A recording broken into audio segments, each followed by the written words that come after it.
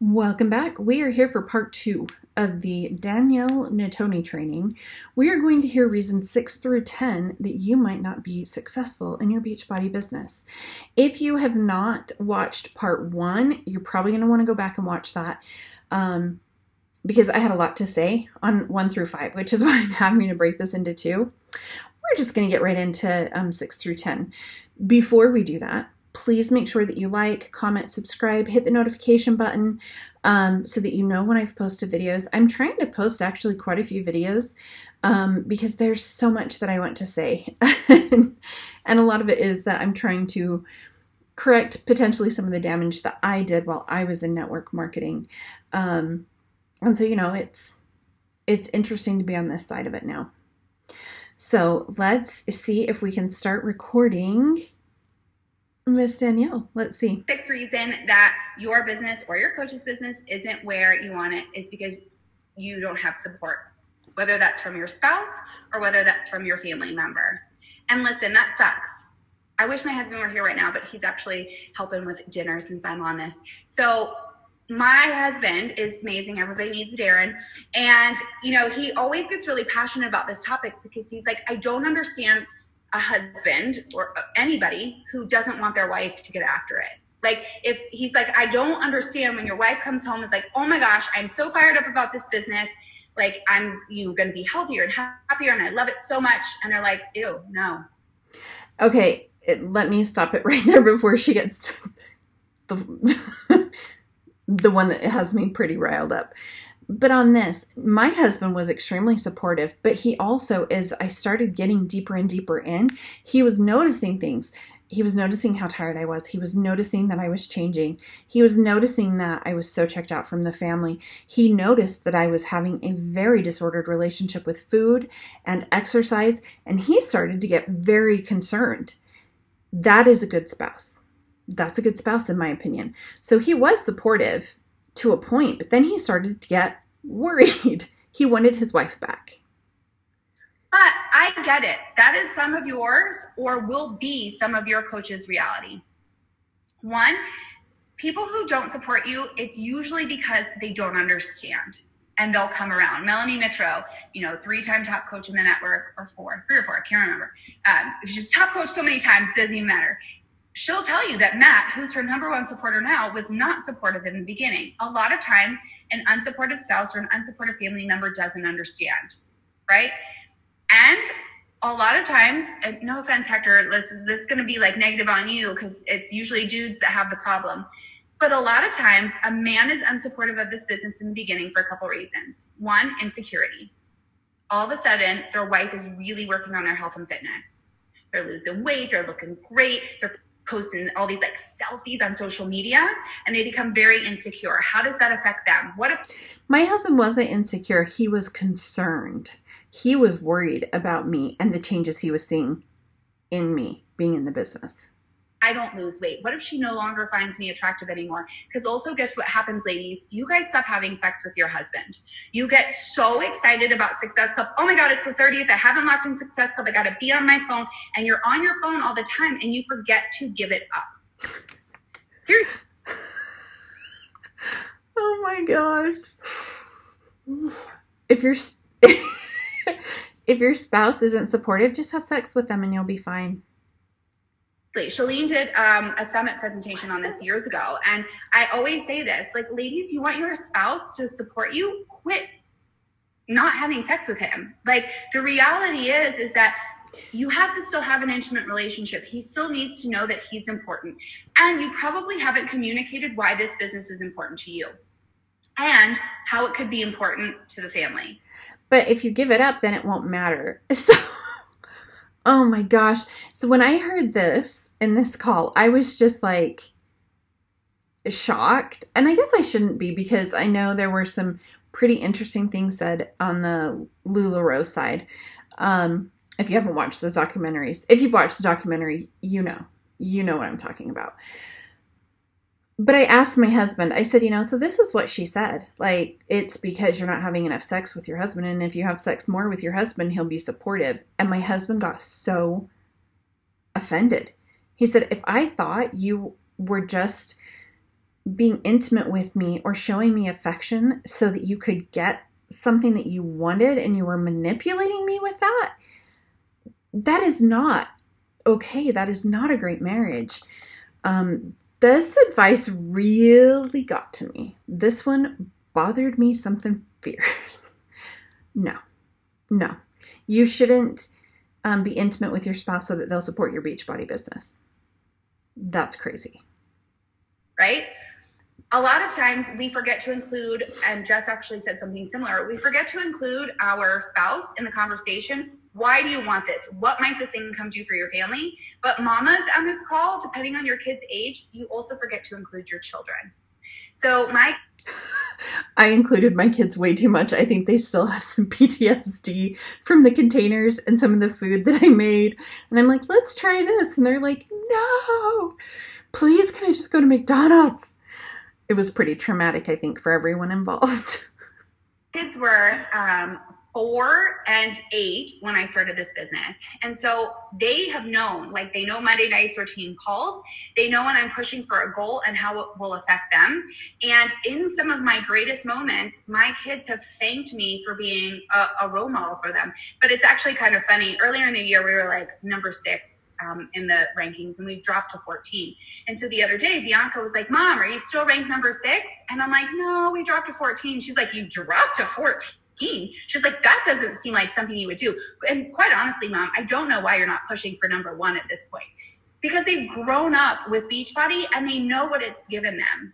My daughter will leave college debt-free. She won't have to worry about paying back that student loan debt because of what this business has provided. Insert income disclaimer here. So tell your kids, there were times earlier on, if mommy hits this goal, I'll take you guys for ice cream.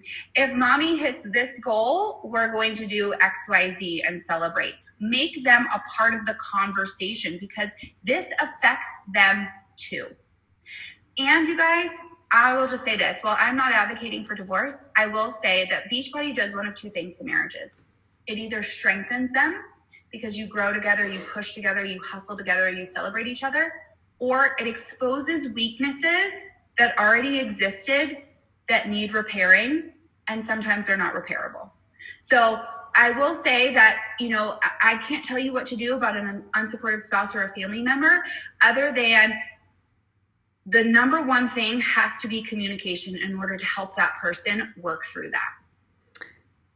And you want to make sure and be intimate. And if they don't follow what you're doing, you may want to look for a new one. I believe Roberta Blevins was told that in LuLaRoe, like, then you should just get a new spouse. Beachbody did end up negatively impacting my marriage. And it wasn't because there was something already broken within us. It was how much this changed me.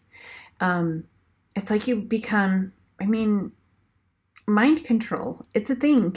It is a thing. And in my opinion, these companies are great at it. They're great at the continual indoctrination. And the reason that your spouse may not see that same vision is that they have a step back from that and they're not getting the constant barrage of information and you should be doing this and you should be doing this and rah, rah, rah. And so your spouse actually probably has a more grounded viewpoint of it. It makes sense. Okay, the number 7 reason why your business or your coach's business isn't working is because you just don't have the right scripts. If Jess would just write it out, if she would just put exactly what she says to everybody on paper, you would slay this. But guess what? The way Jess says it might be different than the way you say it. And what I believe is that you can have templates. I believe that what you do is you take your phone and you voice memo what you would say to somebody about this business, and then you play it back and you type it out. And that becomes your script. That becomes your template. When I send things out, it literally starts with like, hey girl, because that's how I talk. And I will have like, not true curse words, but like kind of like a hint of a curse word, because that's how I talk, right? I want it to sound, I want them to hear my voice in any email message or DM that I send. So perhaps Jess has given you an idea of a script. What I recommend you do is go, cool, this is a great structure and framework. How do I say it so it sounds like me? It's kind of like when somebody steals your post on social, it will happen. and they use your exact words, and it won't land right because that's not their story. That's not their voice. So it's interesting though. So we would have scripts, and here's my question. When you have 100 people that you're supposed to send a message to in a day during some of these contests, how in the world can you make it personalized? How in the world can you make it sound like you? Because in reality, I talk to different people in different ways. I would talk to my best friend one way. I would talk to that person I found at Whole Foods that I decided I was going to try and recruit. You would have a different way of speaking to each of them. And so are you truly going to do a new script for all 100 people? No, you're not. You're going to copy paste because that's crazy, the amount of time that would take. You need to do, my templates that I've used are literally just my voice over the years that I keep tweaking. Ooh, that one converted well. Let me keep that and update it and change it. That one didn't do so well. Let me fix it. But everybody speaks differently. So what you need to do is find your own voice. And honestly, also every client is kind of different, right? I can't talk the same way to a woman who has 100 pounds to lose and has been sedentary for most of her life, the same way that I can talk to an athlete who is looking for a new solution now that their gym is closed. And that's why scripts won't work, because that won't translate the same, right? All right, the number 8 reason. You've tried everything. Or have you ever had a coach tell you this? I don't get it. I've done everything. I've tried everything. No, you haven't. Back in the dinosaur days, let's see, my whole back of my windshield was all those stupid, annoying, program stickers with my website, because in case you stopped behind me at the stop sign, wanted some Shakeology, I needed you to go to my website. I made flyers, and I would go to gym parking lots and put them underneath windshield wipers. I would put up my thing at the community board at a grocery store with the little slits and my phone number. I have been the major promoting sponsor at the school district's health fair, so that every t-shirt, everything that went out for that year's health fair had my logo and my did some of that work? Sure. Did some of it not? Yeah, a lot of it didn't. But you haven't tried everything until you've tried everything. Like back pre-COVID days, why not have a party of some of your best girlfriends over at your house and make all of your hors d'oeuvres and recipes from Fixate? And then because you want to keep them as friends, and those recipes are disgusting. Friends don't serve friends recipes from Fixate. Leave the containers out and show them how beautiful and how delicious these foods are, including some of the cocktail recipes, right? You haven't tried everything. Is there a bridal fair in your town? Have you considered teaming up with some other coaches? I will say one thing that I have noticed lately that has made me very excited is that a lot of the craft fairs or bridal fairs will say specifically no MLMs. And I think that's a beautiful thing. Let local vendors be at the craft fair. Buying a booth at that bridal fair and putting together a sweating for the wedding presentation. Sometimes these things seem really small, but you haven't tried everything until you tried everything. A sneak peek was some coach's idea one day of let me try this. And it just kind of took off. So when people are I have tried everything, it's no, you haven't. There's something else out there. You just haven't thought about it hard enough yet. Okay. And again, this is putting it on. If it doesn't work, it's you. It is your fault. If this isn't working for you, it's on you, not on the business, not on anyone else. It's all your fault. Excuse me? No. Number 9, these workouts just don't really work. Now, I believe in the power of the program, and the reality is that a lot of times when coaches feel stuck, Jess actually said something similar on my call yesterday. When coaches feel stuck, it's because they're not staying true to their health and fitness routine. My business is always at its best when I am most disciplined. And listen, my husband's out right now because I was like, hey, we're going to have calls late. We haven't eaten out in a while. So he's doing, with a mask on, curbside pickup. And I said, get me some French fries. You were talking to somebody who loves French fries. I love so I'm not telling you that you have to eat on plan 100% of the time and, you can never skip a workout. But a lot of times when people's business isn't where they want it to be, the proof is in the workouts. Emily Fauber on my team, her business exploded through 80 Day Obsession. up to that point, her business had been pretty stagnant, but she decided for those 80 days, she would go all in, commit 100% to the portions, to the workouts, not miss it, not a single day. And what happened? She went from diamond to 15-star faster than anybody else in the network had. It didn't hurt that she had so many videos go viral with her baby. Her daughter, I don't know how old she was at the time. I think she's now 3, is a viral TikTok star. So I don't think that that is a fair comparison. And you are putting it on the coach's responsibility for the programs, the nutrition, Shakeology, for all of those things not working. It is not going to work for every person. It is not a one size fits all. And these solutions don't necessarily work. Here's the interesting thing. Let's talk about 80-day obsession. Every single workout was different. That was part of the draw to it. We're going to film 80 workouts in 80 days. We're going to do a new workout every day. There is a lot to be said for doing the same workout repetitive so that you can see the strength gains. You can see what you're learning. You can see how your body's changing, and changing up your workout all the time doesn't necessarily benefit you in strength gains or in muscle tone, any of those things. When I would teach P90X, we would keep the same round for 6 to 8 weeks. Why? So that you could see the progression. And if you're doing different workouts, you're not going to see that progression. So having different workouts all the time isn't a great So when you're in my opinion. Anytime I have a coach who's struggling, the first thing I say is, what program you're doing and what does your meal plan look like? And how are you sleeping? But how does she is not qualified to do that.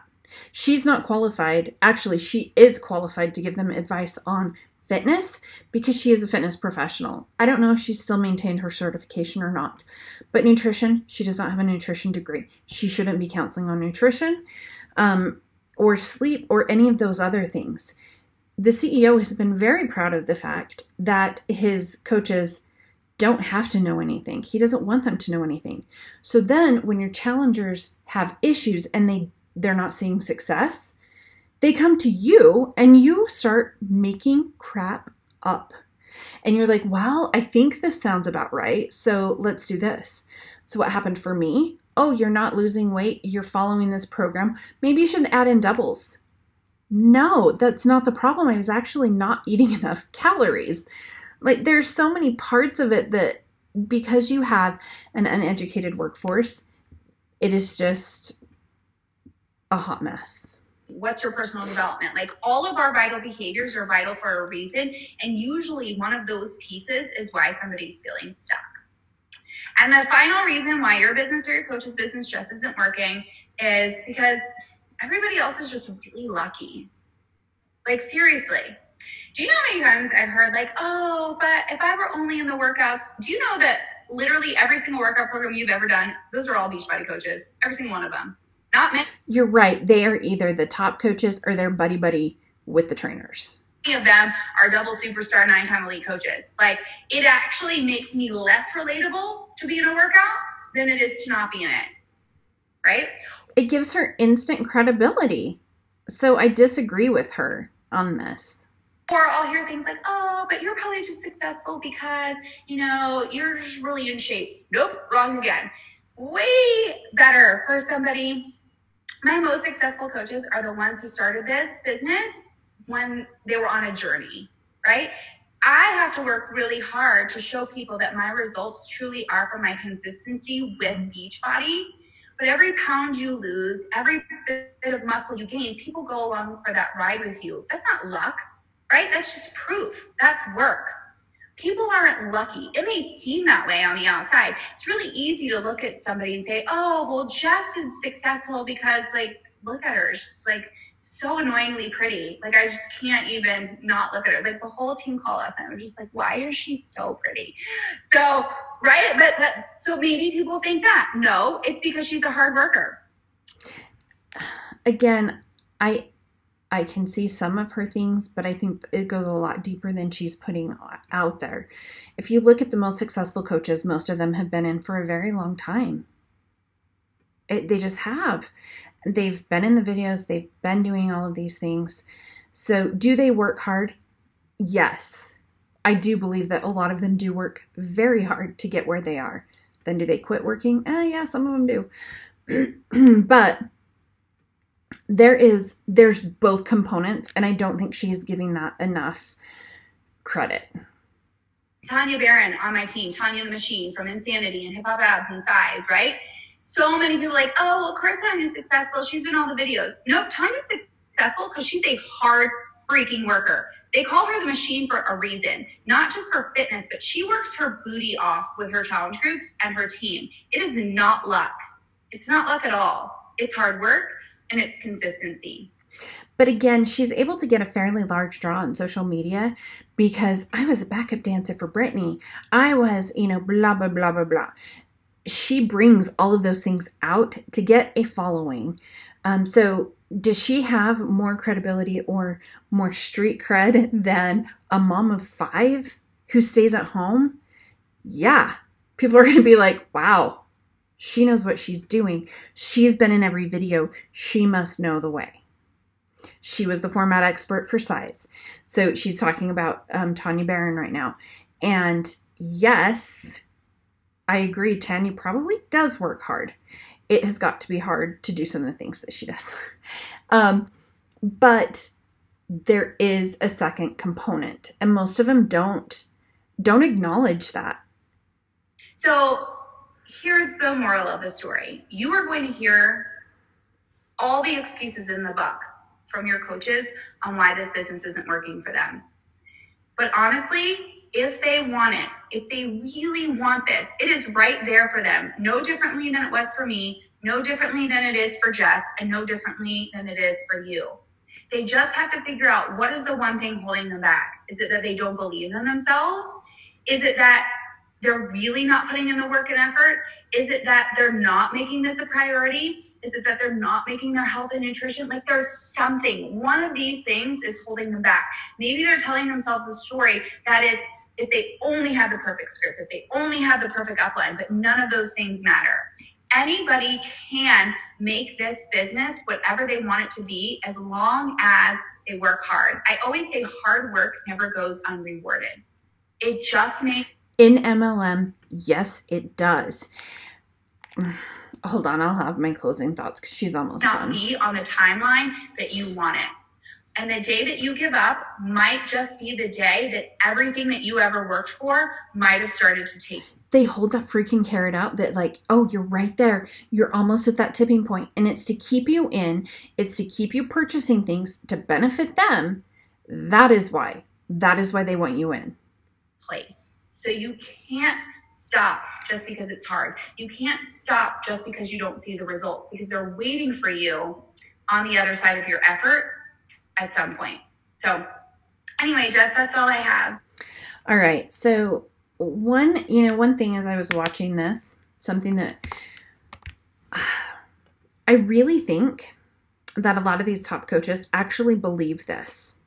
And I think they have convinced themselves of this because if they acknowledge that it wasn't their coach's fault, they would have to take some accountability and they would have to take action. So they are telling themselves, well, they're just using all of these excuses and that's why they're not successful, so that they can sleep at night, so that they don't sit in bed and go, oh my gosh, how many of my coaches are actually successful? How many people that are in my downline are actually making money? Because if they thought of those things and then thought, wow, how am I contributing to that? It's a very different conversation than, man, my downline just comes up with excuses and won't work. I'm doing everything I can. They're just not doing their part. That's what allows them to sleep at night. It is so frustrating to hear them continually blame the coaches and the reps who are making them all of their money.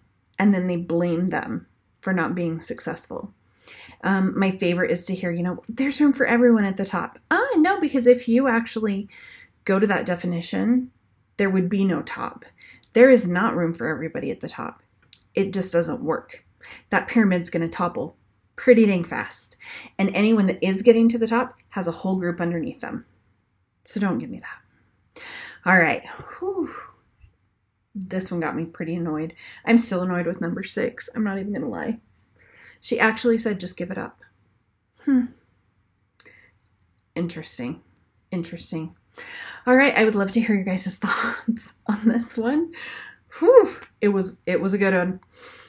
So I'd love to hear your thoughts. Make sure comment down below, like, comment, and please share. I would love to get this out more and to have more eyes on it so people can see that it isn't them. For so long, I thought it was just me, that it was my fault that I didn't succeed. No, it was actually the business structure. All right, I hope you guys have an amazing rest of your day, however much is left. Bye.